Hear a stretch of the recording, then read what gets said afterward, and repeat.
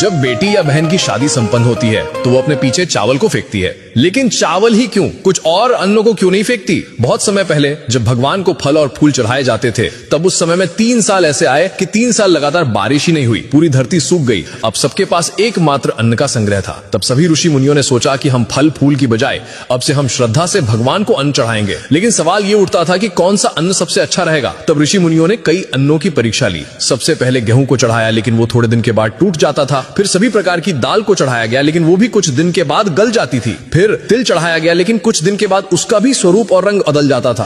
फिर ऋषि मुनियों ने चावल को देखा। जब चावल को चढ़ाया गया तो वो ना टूटता था, ना गलता था, और ना ही अपना स्वरूप बदलता था, और ना ही उसका रंग बदलता था। इसीलिए ऋषियों ने कहा, जो अन्न ना टूटे ना बिखरे वही अखंड और अक्षत है, और वही पूजा के योग्य है। इसीलिए तभी से ये चावल शांति, समृद्धि और पूर्णता का प्रतीक माना गया। सनातन धर्म में चावल सिर्फ अन्न नहीं, बल्कि माँ लक्ष्मी का आशीर्वाद भी माना जाता है। इसलिए जब घर की लक्ष्मी बेटी विदा होती है तो वो अपने पीछे चावल फेंकती है, ताकि घर में समृद्धि और पवित्रता बनी रहे। और जब वो ससुराल पहुंचती है तो चावल से भरे कलश को पैर से स्पर्श कर आगे बढ़ती है और गृह प्रवेश करती है। मतलब समृद्धि और लक्ष्मी अब इस घर में प्रवेश कर रही है। इसीलिए शुभ कार्य में, पूजा पाठ में, विवाह में, गृह प्रवेश में या फिर नए काम की शुरुआत में चावल का उपयोग किया जाता है।